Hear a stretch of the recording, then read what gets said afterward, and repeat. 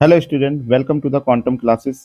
तो one shot की series में हम लेकर आ गए हैं क्लास 10th साइंस का एक new chapter, that is the acid basis and salt. इस चैप्टर के अंदर बहुत सारे बच्चों को दिक्कत होती है इक्वेशन को याद करने में, इक्वेशन को बनाने के, किस तरीके से हम इक्वेशन को बना सकते हैं, कैसे उनको याद कर सकते हैं। तो देखिए, सारे कॉन्सेप्ट लेकर आया हूँ, ए टू जेड आपको सब कुछ पढ़ाया जाएगा। कोई ऐसी चीज़ नहीं है जो यहाँ पर मिस हो जाए आपके लिए, ठीक है ना। तो आप लोग बस लेक्चर को ध्यान पूर्वक देखते रहिए। इसमें आप पूरा का पूरा एसिड बेसिस एंड सॉल्ट पूरा समझ जाएंगे। आपको बिल्कुल भी पेपर में इससे प्रॉब्लम नहीं होगी। तो चलिए स्टार्ट करते हैं अपने लेक्चर को। Yes, my name is Ajit Singh and I am your mentor. तो लेट्स गो। तो देखिए, हमसे क्या है, सबसे पहले हम लोग समझते हैं कि एसिड्स क्या होते हैं। तो हम लोगों ने एसिड्स के बारे में बहुत कुछ सुना है कि एसिड खट्टे होते हैं, एसिड ज्वलनशील, एसिड जो है कोरोसिव होते हैं। तो ये जितनी भी बातें आप लोग सुनते हो, तो आप लोगों को क्या पता है कि आप एसिड की डेफिनेशन दे रहे हो यहाँ पर, या फिर आप कुछ और ही बता रहे हो, ठीक है ना। तो देखिए, एसिड बेस इन चीज़ों की कोई डेफिनेशन नहीं होती, इनकी होती है प्रॉपर्टीज। हम उन प्रॉपर्टीज के ही बताते हैं, पर हमें लगता है कि हम उसकी डेफिनेशन दे रहे हैं। तो मैंने यहाँ पे सीधे प्रॉपर्टीज को लेकर ही बात करी है। तो सबसे पहले हम बात करें physical property of the acid. तो एसिड की क्या क्या फिजिकल प्रॉपर्टी होती है। सबसे पहली प्रॉपर्टी होती है एसिड आर सोर इन टेस्ट, कि जितने भी एसिड होते हैं वो सारे के सारे स्वाद में खट्टे होते हैं। जो भी चीज खट्टी आप खा रहे हो, समझ जाओ उसके अंदर एसिड कोई ना कोई मात्रा में पाया जाएगा, ठीक है ना। यानी कि खट्टे होने का कारण मेन क्या होता है, एसिड का होना। दूसरी प्रॉपर्टी जो हमारे पास है यहाँ पर, acid can conduct electricity. Acid क्या कर सकते हैं, इलेक्ट्रिसिटी को कंडक्ट कर सकते हैं। यानी कि आप लेमन ले लो, लेमन के अंदर अगर आप दो कीले लगा के एक छोटा सा बल्ब लगाओगे तो वो आपको ग्लो करता हुआ दिखेगा। या आप एक काम कर सकते हैं कि किसी में लेमन को स्क्वीज करके, यानी कि उसको निचोड़ कर किसी उसका रस निकालने के बाद में उसमें दो तार डालेंगे, और तार डालने के बाद किसी बैटरी के थ्रू उसको पास करेंगे तो आपको देखने के लिए ये चीज़ मिल जाएगी। तीसरा हमारे पास में है कि acid convert blue litmus solution to red. Acid जो है वो ब्लू लिटमस सॉल्यूशन को रेड में कन्वर्ट कर देते हैं, ठीक है ना। चौथा हमारे पास में आता है एसिड, जितने भी एसिड होते हैं वो कोरोसिव इन नेचर होते हैं। कोरोसिव इन नेचर का मतलब होता है कि वो जलने वाले होते हैं। कि अगर आपने कहीं पर एसिड अगर गिर जाएगा, चाहे वो वीक एसिड हो चाहे वो स्ट्रॉन्ग एसिड हो, अगर वो स्ट्रॉन्ग एसिड होगा तो आपकी स्किन पे गिर रहा है तो स्किन को बर्न कर देगा, या किसी कपड़े पे गिर रहा है तो कपड़े को बर्न कर देगा। लेकिन अगर वो वीक एसिड होगा आपका, तो वो किसी चीज को बर्न तो नहीं करेगा, पर हाँ एक आपको इरिटेशन जरूर देगा। तो इसलिए हम लोग कहते हैं कि एसिड कैसे होते हैं, कोरोसिव इन नेचर में होते हैं। नेक्स्ट हमारे पास प्रॉपर्टी है इसकी, पांचवी प्रॉपर्टी, ये कहता है कि acid produce H positive ion when dissolve in water. जितने भी एसिड होते हैं हमारे, जब उनको पानी में घोला जाता है तो घोलने पर वो एच पॉजिटिव आयंस को निकालते हैं। अब ये एच पॉजिटिव आयन ज्यादा अमाउंट में होंगे या कम अमाउंट में, ये हम आगे पढ़ेंगे चल के। इसके बाद सिक्स प्रॉपर्टी इसकी हमें कहती है कि asset turns methyl orange into red. Acid जो है वो मिथाइल ऑरेंज को रेड कलर में कन्वर्ट कर देते हैं, ठीक है ना। एसिड किस में कन्वर्ट करते हैं, मिथाइल ऑरेंज को रेड कलर में कन्वर्ट कर देते हैं। नेक्स्ट जो हमारी प्रॉपर्टी है सेवंथ प्रॉपर्टी, ये हमसे कहता है एसिड टर्न फिनोल्फिथिलीन इनटू कलरलेस। कि एसिड क्या करता है, जो फिनोल्फिथिलीन होता है उसके कलर को कलरलेस कर देता है, यानी कि उसका जो कलर होता है उसको कैसा कर देता है, कलरलेस कर देता है। क्लियर है आप सभी लोगों को। चलिए अब बात करते हैं अगली पे। तो नेक्स्ट है हमारी केमिकल प्रॉपर्टीज ऑफ एसिड। हमने कुछ केमिकल प्रॉपर्टी, देखिए मैं बिल्कुल सीक्वेंस करके पढ़ा रहा हूँ। किताब के अंदर पहले एसिड की लिखी होती है प्रॉपर्टी, फिजिकल प्रॉपर्टी होती है, फिर उसके बाद में बेस की फिजिकल प्रॉपर्टी, फिर उसके बाद में केमिकल की, फिर ऐसे कर करके लिखी होती है। मैं आपको सीधे सीधे पॉइंट टू पॉइंट वाली बात कराऊंगा यहाँ पर, ताकि एक सीक्वेंस भी लगा के कि पहले एसिड है तो एसिड वाली पार्ट को खत्म कर लेते हैं, ठीक है ना, उसकी केमिकल हो चाहे फिजिकल प्रॉपर्टी हो, फिर बेस आएगा तो बेस वाले को कर लेंगे। क्लियर है। चलिए, तो सबसे पहली प्रॉपर्टी हमारे पास में एसिड रिएक्ट विद मेटल, ठीक है ना। मैं यहाँ पे एक काम कर लेता हूँ, एक हाईलाइटर टाइप ले लेता हूँ ताकि वो थोड़ा सा आप लोगों को कम दे। चलिए, पहली प्रॉपर्टी हमारे पास में एसिड रिएक्ट विद मेटल। जितने भी हमारे एसिड होते हैं वो क्या करते हैं, मेटल के साथ में रिएक्ट करते हैं, तो सॉल्ट प्लस हाइड्रोजन बनाते हैं। क्या बनाते हैं, सॉल्ट प्लस हाइड्रोजन को बनाते हैं। जितने भी एसिड आप यहाँ पर देखेंगे वो सब एसिड आपके क्या होंगे, वो सॉल्ट प्लस हाइड्रोजन को यहाँ पर बना रहे होंगे। क्लियर है, आप लोगों को समझ आ रही है ये बात। एक सेकेंड होल्ड करेंगे, ठीक है। उसके बाद जैसे हमारे पास में ये जो एग्जाम्पल यहाँ पर दे रखा है, एग्जाम्पल क्या है हमारे पास, कि H2SO4 प्लस जिंक, तो हमारा क्या बन रहा है, ZnSO4H2। यानी कि जब भी हम क्या कर रहे हैं, सल्फ्यूरिक एसिड को अगर हमने जिंक के साथ में रिएक्ट कराया तो हमें क्या मिला, यहाँ पर जिंक सल्फेट मिला। जिंक सल्फेट हमारा क्या होता है, सॉल्ट होता है, और उसने क्या करा, हाइड्रोजन गैस को यहाँ पर रिलीज कर दिया। क्लियर है। तो याद रखिएगा, जब भी कभी एसिड मेटल के साथ रिएक्ट करता है तो वो सॉल्ट प्लस हाइड्रोजन गैस को रिलीज करता है, ठीक है। चलिए दूसरा पॉइंट पे हम बात करते हैं, एसिड रिएक्ट विद बेस। जब भी कोई एसिड बेस के साथ रिएक्ट करता है तो हमेशा सॉल्ट एंड वाटर को बनाता है। ठीक है ना। कोई भी एसिड जब बेस के साथ रिएक्ट करता है तो सॉल्ट एंड वाटर बनाता है। जैसे हमने यहाँ पर हाइड्रोक्लोरिक एसिड को लिया है और उसको क्या करा, सोडियम हाइड्रोक्साइड के साथ में रिएक्ट कराया। अब यहाँ पर देखिए हाइड्रोक्लोरिक एसिड एक स्ट्रॉन्ग एसिड है और सोडियम हाइड्रोक्साइड एक स्ट्रॉन्ग बेस है, यानी कि स्ट्रॉन्ग एसिड को स्ट्रॉन्ग बेस के साथ रिएक्ट कराएंगे तो आपको सॉल्ट प्लस वाटर जरूर मिलेगा, ठीक है ना। लेकिन ऐसा दूसरे केस में नहीं होगा। अगर एक चीज वीक पड़ रही है तो उसमें फिर नेचर पे डिपेंड करेगा कि कौन वीक है और कौन वहां पर स्ट्रॉन्ग है। ये चीज भी मैं आपको आगे बताऊंगा। तीसरी प्रॉपर्टी इसकी हमसे कहती है कि acid react with metal carbonate. जब भी कोई एसिड हमारा क्या करता है किसी मेटल कार्बोनेट, जैसे यहाँ पे हमारे पास सोडियम कार्बोनेट है, सोडियम कार्बोनेट एक हमारा मेटल कार्बोनेट है, जब हम उसको एसिड के साथ यानी कि हाइड्रोक्लोरिक के साथ रिएक्ट करा रहे हैं तो वो यहाँ पर तीन चीजें देकर चलता है। सबसे पहले तो हमें सॉल्ट बनाएगा, साथ में वाटर बनाएगा। सॉल्ट वाटर तो बनेगा, साथ में एक गैस भी रिलीज करेगा जिसका नाम होगा कार्बन डाइऑक्साइड। तो याद रखेंगे जब भी कोई एसिड हमारा किसी मेटल कार्बोनेट के साथ रिएक्ट करता है तो कार्बन डाइऑक्साइड गैस को रिलीज करता है। क्लियर है। चलिए, इसकी फोर्थ प्रॉपर्टी हमसे कहती है कि metallic oxide react with the acid. जब हम किसी मेटेलिक ऑक्साइड को, मेटेलिक ऑक्साइड में कुछ भी हो सकता है, मैग्नीशियम ऑक्साइड हो सकता है, कॉपर ऑक्साइड हो सकता है, कोई भी मेटल आप ले सकते हैं, ठीक है ना। जब भी कोई मेटेलिक ऑक्साइड आपका क्या करता है किसी एसिड के साथ रिएक्ट करता है तो वो सॉल्ट एंड वाटर बनाता है। याद रखेंगे सॉल्ट एंड वाटर बनाता है। सॉल्ट कई तरीके के होते हैं, कुछ खाने वाले सॉल्ट होते हैं, कुछ खाने वाले नहीं होते, ठीक है ना। तो याद रखेंगे इस चीज को। तो इसने क्या करा, जब भी कॉपर ऑक्साइड क्या कर रहा है हमारा हाइड्रोक्लोरिक से रिएक्ट कर रहा है तो कॉपर क्लोराइड बनाया, ये हमारा एक सॉल्ट है, ठीक है ना। इसको हम क्या कहेंगे, सॉल्ट है। और साथ में इसने क्या बनाया, यहाँ पर वाटर को बनाया। क्लियर है। इसके बाद पांचवा नेक्स्ट आता है हमारा, जब एसिड रिएक्ट करता है किसी वाटर बॉडी के साथ में, एसिड जब वाटर बॉडी के साथ रिएक्ट करता है यानी कि एसिड के अंदर तुमने पानी को मिलाया तो ये हाइड्रोनियम आयन बनाते हैं, HCO positive plus Cl negative. तो ये हाइड्रोनियम आयन को यहाँ पर क्या करते हैं, बनाने का काम करते हैं। क्लियर है आप लोगों को। आई थिंक आपको बेसिक प्रॉपर्टी इनकी पता लग गई, फिजिकल प्रॉपर्टी क्या होती है एसिड की और केमिकल प्रॉपर्टी क्या होती है। चलिए अब चलते हैं अपने आगे पे। Now the term for physical property of the basis. अब हम जो बात करने वाले हैं वो किसकी बंद करने वाले हैं, बेसिस के बारे में, ठीक है ना। फिजिकल प्रॉपर्टी देखेंगे बेसिस की क्या क्या होती है। सबसे पहली bases are bitter in taste. जितने भी बेस आप देखेंगे, जो भी चीज आपको खाने में कड़वी लग रही है, मेरी बातों को ध्यान रखेंगे, एक एक पॉइंट में इसलिए बता रहा हूँ आराम से डिटेल करके, कि जो भी चीज आपको खाने में कड़वी लगती है तो समझ जाइए उसके अंदर बेस की मात्रा पाई जा रही है, ठीक है ना। जितनी कड़वी होती जाएगी उतना स्ट्रॉन्ग बेस होता चला जाएगा, ये बात आप ध्यान रखेंगे। दूसरा हमारे पास क्या है कि basis turns red litmus solution into blue. Red litmus को ये किसमें कन्वर्ट कर देते हैं, ब्लू में कन्वर्ट कर देते हैं, ठीक है ना। तो बेसिस का काम होता है जितने भी रेड लिटमस सॉल्यूशन होगा उसमें जब आप बेस डालोगे तो वो ब्लू कलर का कन्वर्ट हो जाएगा, ठीक है। क्लियर है। फिर तीसरी प्रॉपर्टी होती है कि जितने भी हमारे बेसिस होते हैं, बेसिस क्या करते हैं, हमें सोपी टच देते हैं, यानी कि जब उनको छुआ जाएगा बेसों को तो आपको फील होगा कि वो बड़े चिकने चिकने से हैं, मतलब सोपी टच हमें देते हैं। चौथी प्रॉपर्टी है basis produce OH ions, OH negative ions when dissolve in water. जब भी कभी आप बेसिस को पानी के अंदर डिसॉल्व करते हैं तो वो OH नेगेटिव आयंस प्रोड्यूस करना शुरू कर देता है। अब ये OH नेगेटिव आयन कितने होंगे वो डिपेंड करते हैं, यानी कि ये डिसोसिएट उसके अंदर हो रहा है, पर कितना OH नेगेटिव ज्यादा अमाउंट में या लो अमाउंट में ये डिपेंड करेगा हमारा, ठीक है ना। उसके बाद अगला आता है basis turns methyl orange yellow. यानी कि बेसिस जो होते हैं वो मिथाइल ऑरेंज को किस में कन्वर्ट कर देते हैं, येलो में। अब ध्यान रखेंगे कि मिथाइल ऑरेंज क्या होता है, हमारा एक वीक एसिड होता है जो रेड कलर का होता है, तो जैसे ही उसके अंदर कोई बेस गिरता है तो वो किस में कन्वर्ट हो जाता है, येलो के अंदर कन्वर्ट कर देता है। अगली प्रॉपर्टी है bases are bad conductor of the electricity but some conduct electricity.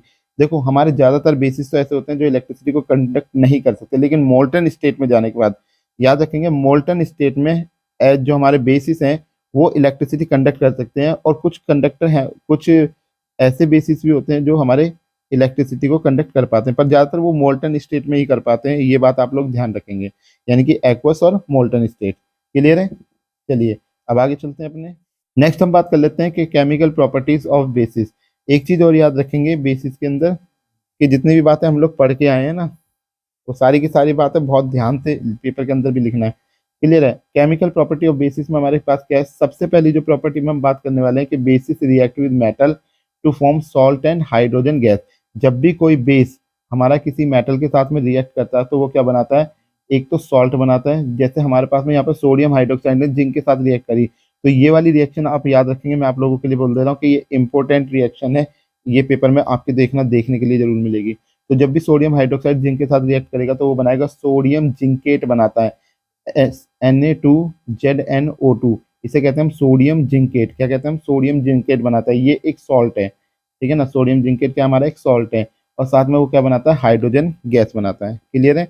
मैं फिर कह रहा हूँ ये रिएक्शन बहुत इंपॉर्टेंट है, तो सभी लोग इसको ध्यान रखेंगे। अगला जो है हमारा, bases are react with acid make salt and water. ये पीछे भी हमने पढ़ा था कि अगर एसिड को बेस के साथ रिएक्ट कराओ चाहे बेस को एसिड के साथ रिएक्ट कराओ, वही बात है। चाहे तो खरबूजे को छुरी पे गिरो या छुरी पे खरबूजा गिरो, कटेगा खरबूजा ही, मतलब बनेगा हमेशा सॉल्ट एंड वाटर ही, चाहे आप एसिड में बेस मिलाओ या बेस में एसिड मिलाओ। क्लियर है? एग्जाम्पल मैंने पीछे भी दिया था, फिर लेना चाहते हैं तो वही एग्जाम्पल है। NaOH को हमने क्या करा, HCl के साथ रिएक्ट करा, तो हमें यहाँ पे मिलेगा सोडियम क्लोराइड प्लस में H2O। क्लियर है? नेक्स्ट हमारे पास, जब हम बेसिस को क्या करते हैं, वाटर सॉल्यूशन के अंदर डालते हैं, जब भी बेसिस को वाटर सॉल्यूशन के अंदर डाला जाता है तो वो Na प्लस और OH नेगेटिव के अंदर क्या होता है, ब्रेक हो जाता है। किसमें हो जाता है, Na प्लस OH नेगेटिव के अंदर ब्रेक हो जाता है। क्लियर है सभी लोगों का? चलिए अब नेक्स्ट हम लोग बात करते हैं कि reaction with non metallic oxide with base. Non metallic oxide कौन से हो जाते हैं हमारे पास में, बात यहाँ पे याद रखिएगा, ये हाइड्रोक्साइड भी हो सकते हैं और ऑक्साइड भी हो सकते हैं। जैसे हमने कैल्शियम हाइड्रोक्साइड को, यहाँ पे एक सेकेंड, ये 2 है, कैल्शियम हाइड्रोक्साइड को हमने कार्बन डाइऑक्साइड के प्रेजेंस में रिएक्ट कराया, तो हमें इसने क्या दिया, कैल्शियम कार्बोनेट दिया, साथ में क्या दिया, वाटर दिया यहाँ पर। ठीक है ना, कैल्शियम कार्बोनेट दिया, साथ में क्या दिया हमें वहाँ पर, वाटर दिया। क्लियर है? आप लोगों को समझ आ गई यहाँ पर सारी प्रॉपर्टी? अगर किसी को नहीं समझ में आई तो वो मुझसे पूछ सकता है अभी, हाँ कमेंट सेशन में डाल देंगे। जिसको अगर ये चीज़ नहीं समझ में आ रही तो कमेंट सेशन में डाल देंगे। क्लियर है? चलिए नेक्स्ट पे चलते हैं। अब बात करते हैं कंसंट्रेशन ऑफ एसिड की, यानी कि हमारा एसिड की क्या कंसंट्रेशन है। तो इसमें दो टाइप होते हैं हमारे, एक होता है हमारा स्ट्रॉन्ग एसिड, एक होता है हमारा वीक एसिड। स्ट्रॉन्ग एसिड क्या होता है, when the acid dissolve in water, dissolve in water, then it produces large amount of H positive ions. यानी कि तुमने क्या करा, किसी भी एसिड को जब उसके अंदर डाला, पानी के अंदर मिक्स किया, तो आप याद रखेंगे कि उस समय पर H पॉजिटिव आयन ज़्यादा मात्रा में निकलते हैं। हाँ एक चीज़ का और याद रखेंगे कि हमें एसिड को डालना कैसा है, एसिड में हम लोग पानी डालें या पानी के अंदर हम एसिड डालें। ठीक है ना, तो इस बात का ध्यान रखेंगे, पानी के अंदर एक एक बूंद करके एसिड को डालेंगे तो वो सही से डलेगा। अगर एसिड के अंदर आप पानी डाल दोगे तो उसमें से वो एसिड एकदम से उस पानी को उछाल मारेगा और हो सकता है एसिड इसी चक्कर में आप लोगों के ऊपर भी गिर जाए। तो थोड़ा सा बच के इस एक्सपेरिमेंट को करेंगे कभी अगर करने का मौका मिला तो। अब स्ट्रॉन्ग एसिड हमारे कौन कौन से होते हैं, तो एक होता है हमारा HCl hydrochloric acid, H2SO4 sulphuric acid, HNO3 nitric acid, और ऐसे बहुत सारे एसिड होते हैं जो हमारे स्ट्रॉन्ग एसिड हैं। क्लियर है? तो बस याद क्या रखना है आपको कि एसिड जितने भी होते हैं, यानी कि स्ट्रॉन्ग एसिड जितने भी होंगे वो H पॉजिटिव आयन निकालेंगे लार्ज अमाउंट में। अब वीक एसिड होंगे तो क्या होगा, H positive ions produce in weak amount, या हम कह सकते हैं इन स्मॉल अमाउंट, बहुत ही कम जो है H पॉजिटिव आयन निकालेगा। अब इसके एग्जांपल में कौन होगा हमारे पास में, जैसे हमारे हम ले सकते हैं अपना फॉर्मिक एसिड HCOOH, ठीक है ना, CH3COOH सिट्रिक एसिड, ठीक है ना। ऐसे बहुत सारे हमारे पास में एसिड आ जाते हैं जो हमारे कैसे होते हैं, वीक एसिड, जिनको हम खा सकते हैं। अब आप लोग क्या है यहाँ पर जो है फॉर्मिक एसिड देखिए, देखने के लिए आपको फॉर्मिक या मिथेनोइक एसिड भी हम इसे कह सकते हैं, ये आपको मिलता है एंट की स्टिंग के अंदर, यानी कि जो आपकी चीटा होता है ना, चीटे के डंक में होता है, चीटी बोल देते हैं पर चीटे के डंक में होता है। ठीक है ना। दूसरा आप लोगों को जो देखने के लिए मिलता है, तो ततैया जो होती है, जिसको आपने देखा होगा पीले कलर की जो ततैया होती है, उसके भी जो स्टिंग होती है उसके अंदर भी मिथेनोइक एसिड ही पाया जाता है। क्लियर है? अब बात करते हैं स्ट्रॉन्ग बेस और वीक बेस की। तो स्ट्रॉन्ग बेस कौन से होते हैं, कि जब भी हम क्या करते हैं अपने पानी के अंदर हम बेस को मिलाते हैं तो OH negative ions produce in large amount. अगर लार्ज अमाउंट में हमारे क्या हो रहे हैं, OH नेगेटिव आयन निकल रहे हैं, तो हम उसको कहेंगे strong base.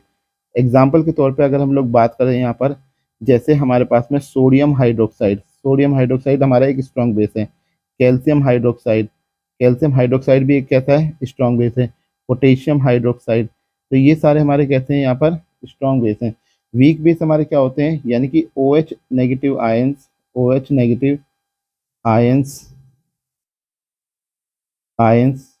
Produce in small amount, ठीक है ना। कि जितने भी हमारे जो OH नेगेटिव आयन है वो कैसे प्रोड्यूस होंगे, हमारे स्मॉल अमाउंट में प्रोड्यूस होंगे, ठीक है। ये बात आप याद रखेंगे, अगर ये आपको याद रहेगा तो जनरल सी बात है, आपको बहुत सारी चीजें यहाँ पर याद रहेंगी। अब इसके एग्जाम्पल की बात करेंगे तो क्या होगा, ammonium hydroxide. Ammonium hydroxide ammonium hydroxide आपका क्या होता है, वीक बेस होता है, ठीक है। क्लियर है आप लोगों को। और इसी में आपका वाटर भी इसी के अंदर काउंट हो जाता है, ठीक है ना। इतने को आप यहाँ पर याद रखेंगे। चलिए अब आगे बढ़ते हैं इसमें। नेक्स्ट है हमारा पीएच स्केल क्या होता है। तो देखिए पीएच स्केल क्या होता है, scale for measuring hydrogen ion concentration in scale called the pH scale. अब देखो पीएच क्या होता है, पीएच का मतलब पहले समझ लीजिए। पीएच का मतलब होता है, पी से होता है पोटांस। पोटेंस का मतलब क्या होता है यहाँ पर, पोटेंस का मतलब होता है पोटेंशियल। पोटेंशियल का मतलब हिंदी में समझेंगे तो होता है ताकत किसकी, पोटेंस ऑफ हाइड्रोजन, यानी कि पोटेंशियल ऑफ हाइड्रोजन। अब हाइड्रोजन जितना ज्यादा स्ट्रांग होगा, एच पॉजिटिव जितना ज्यादा स्ट्रांग होता चला जाएगा, उतनी ही ज्यादा मेरे पास क्या हो जाएगी, यहाँ पर मेरी पीएच वैल्यू हाई रहेगी।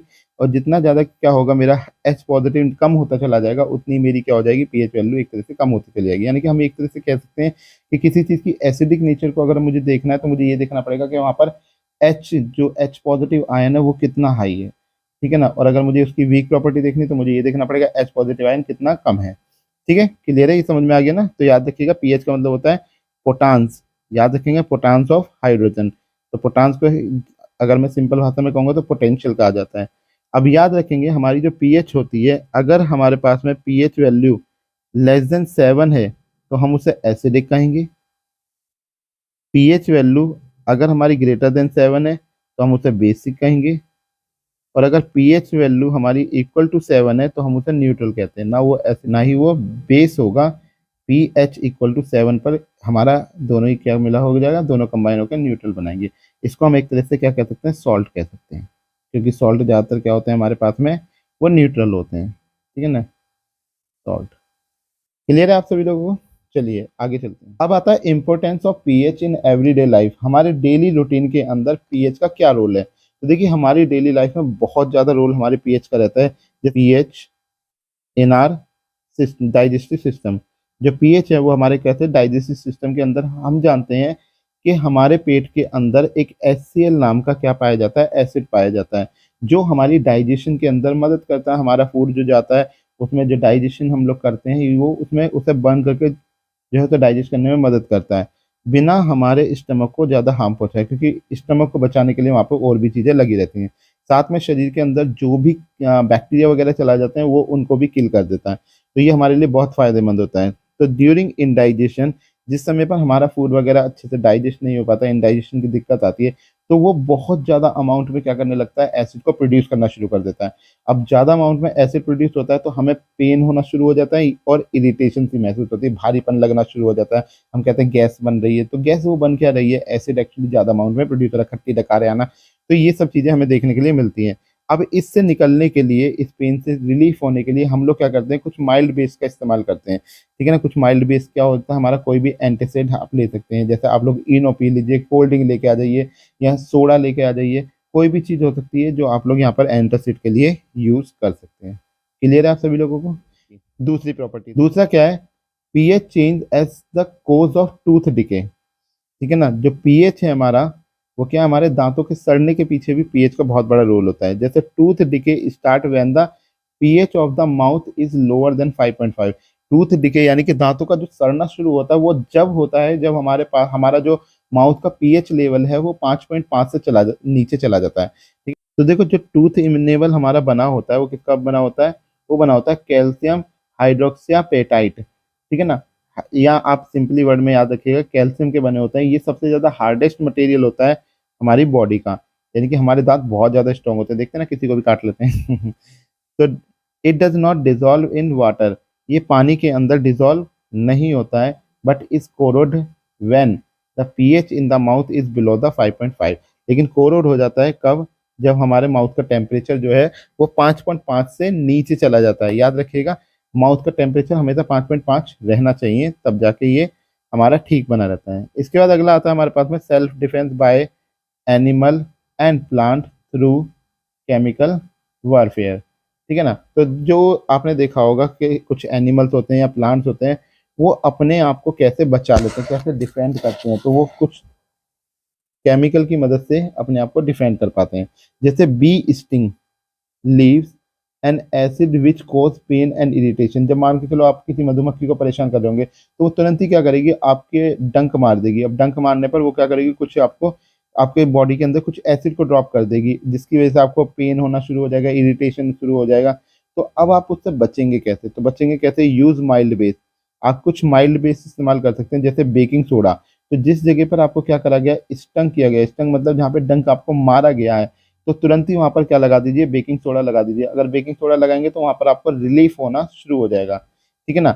Sting stinging hair of nettle leaves inject methanoic acid causing burning pain. ठीक है ना। जो ये स्टिंग करते हैं, यानी कि जो हमारे शरीर के अंदर एसिड छोड़ते हैं, वो कौन सा एसिड होता है, मेथेनोइक एसिड होता है। और उसकी वजह से हमें बर्निंग पेन शुरू होता है, यानी कि बहुत जलन सी महसूस होती है, बहुत खुजा मारने का जी करता है। तो ये सब चीजें हमें देखने के लिए मिलती है। क्लियर है, यहाँ तक आपको सारी बात समझ में आ गई होगी। चलिए आगे बात करते हैं। अब कुछ नेचुरल सोर्स और कुछ एसिड की मैंने यहाँ पे बात करी है। जैसे विनेगर के अंदर जो हमारा एसिड पाया जाता है, वो होता है हमारा एसिटिक एसिड। याद रखेंगे, विनेगर के अंदर कौन सा एसिड होता है, एसिटिक एसिड होता है। ऑरेंज के अंदर हमारा सिट्रिक एसिड पाया जाता है। टेमराइंड इमली के अंदर हमारा टार्ट्रिक एसिड पाया जाता है। तभी आपने देखा होगा गोलगप्पे वालों का कहते हैं, मम्मी कहती है ना कि टार्ट्री का पानी लिया है। टार्ट्री मतलब वहाँ पे इमली का पानी है वो। ठीक है ना। टमाटर की हम लोग बात करेंगे तो टमाटर के अंदर ऑक्जेलिक एसिड पाया जाता है। सोर मिल्क कह लो या कर्ड कह सकते हैं हम इसको, कर्ड के अंदर लैक्टिक एसिड होता है। जो लेमन के अंदर हमारा सिट्रिक एसिड होता है। अभी सिट्रिक एसिड ऑरेंज के अंदर भी, लेमन के अंदर भी, मौसमी के अंदर भी, सबके अंदर ये सिट्रिक एसिड ही पाया जाता है। एंट स्टिंग कह लो या नेटल स्टिंग कह लो, दोनों की स्टिंग के अंदर हमारा मिथेनोइक एसिड पाया जाता है। ठीक है ना। कौन सा एसिड, तो ये कुछ एसिडों के आप नाम याद रखेंगे, पेपर में हो सकता है एक नंबर में आपको क्वेश्चन देखने के लिए मिल जाए। ठीक है। चलिए नेक्स्ट बात करते हैं। अब सॉल्ट्स क्या होते हैं, सॉल्ट समझ में आना चाहिए। सॉल्ट्स क्या होते हैं, it is the combination of the acid and base give the salt and water. जब भी हम एसिड और बेस को आपस में मिलाते हैं, अब ये एसिड और बेस हमें कैसे मिलाने चाहिए, ये अभी मैं अभी आपको आगे बताऊंगा कि कब हमारे एसिड, हमें स्ट्रॉन्ग एसिडों को मिलाना चाहिए आपस में, स्ट्रॉन्ग और एसिड स्ट्रॉन्ग बेस को, या स्ट्रॉन्ग एसिड वीक बेस को क्या मिलाना चाहिए। तो वो सब चीज़ें मैं अभी बताते हुए आपको चलूंगा। ठीक है ना। यहाँ पे आपको पता लग भी जाएंगी।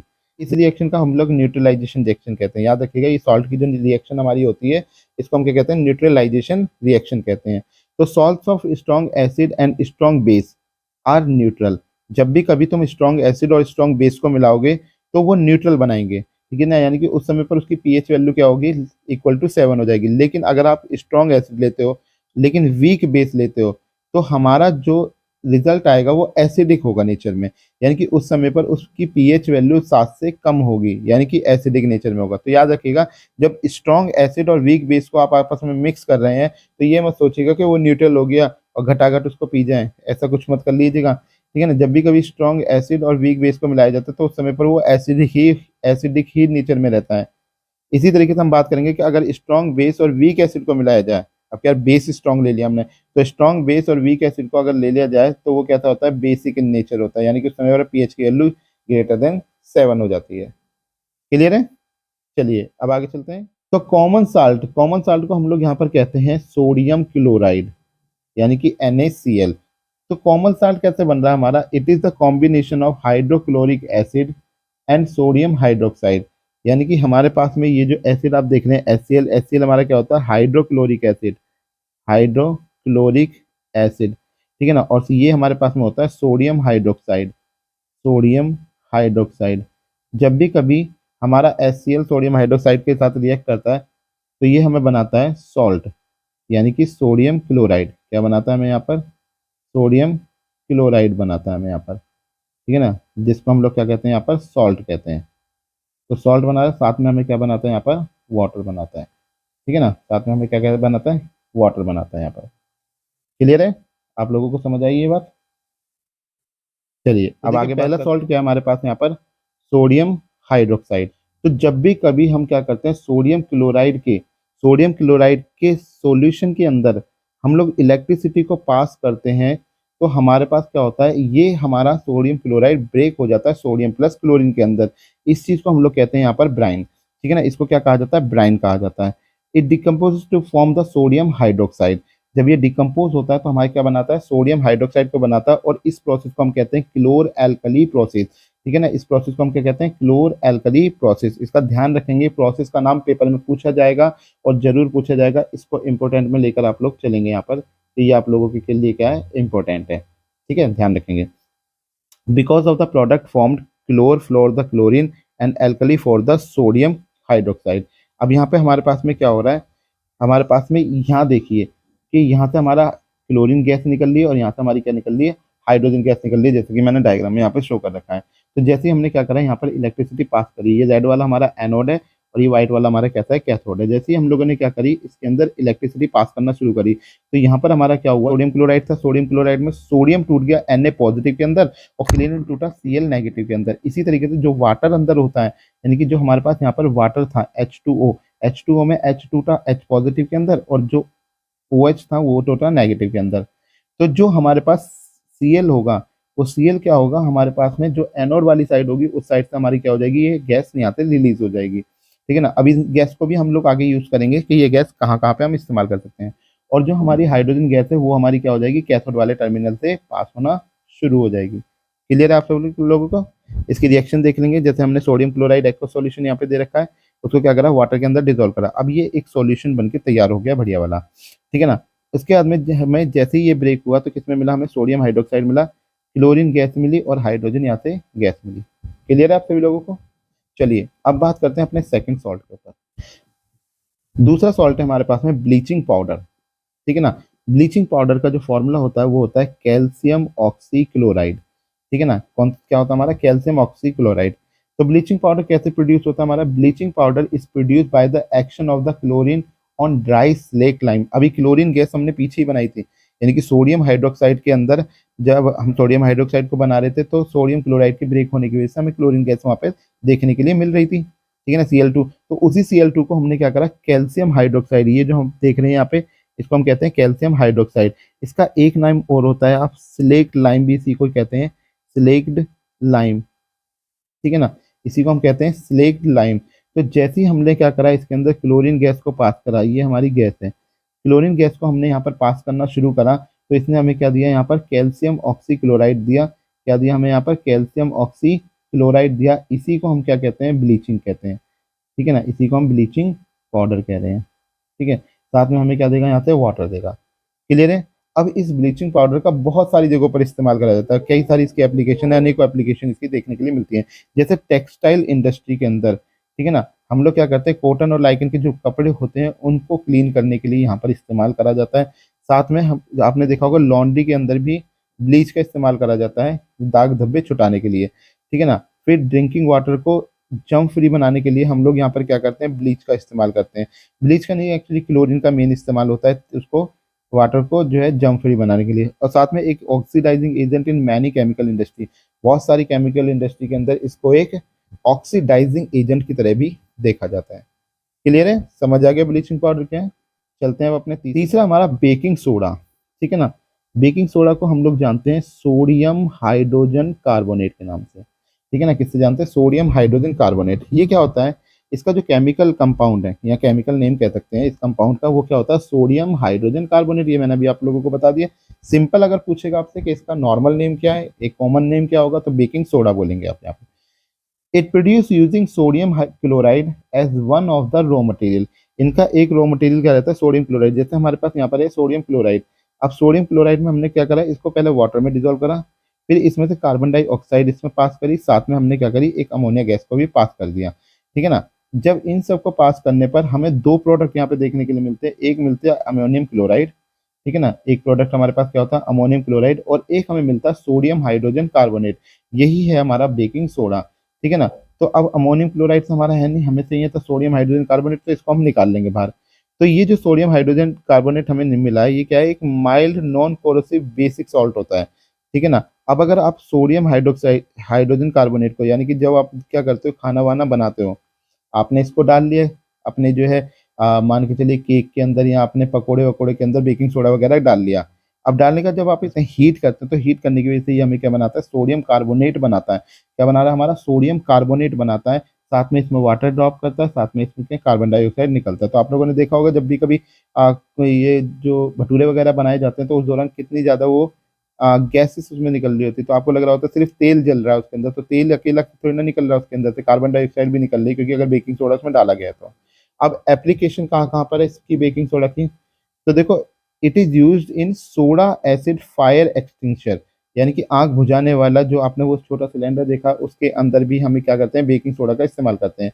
फिर ब्रेड और केक जो होते हैं उसको सॉफ्ट और स्पंजी बनाने के लिए भी हम इसका इस्तेमाल करते हैं बेकिंग सोडा का। साथ में अपने पकौड़ा को टेस्टी और क्रिस्पी बनाने के लिए भी हम बेकिंग सोडा का इस्तेमाल करते हैं। क्लियर है आप सभी लोगों को, समझ में आ गया? बेकिंग सोडा की मदद से ही आप यहाँ पर बेकिंग पाउडर भी बना सकते हैं। क्लियर है? चलिए अगले पे चलते हैं।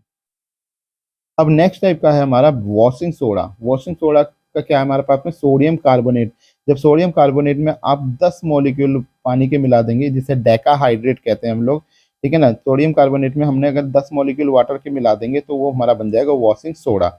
इसीलिए आपने देखा होगा जब आप सरफ लेकर आते हैं तो उसे सूखा सूखा लगा के तो कपड़ों पर नहीं रगड़ते, जितना ज़्यादा आप उसमें सरफ डालते हैं उतना ही ज़्यादा आप लोगों को क्या करना पड़ता है, वहाँ पे पानी भी डालना पड़ता है ताकि उसमें फॉर्म अच्छी से अच्छी बने। तो देखिए sodium carbonate can be obtain by heating baking soda.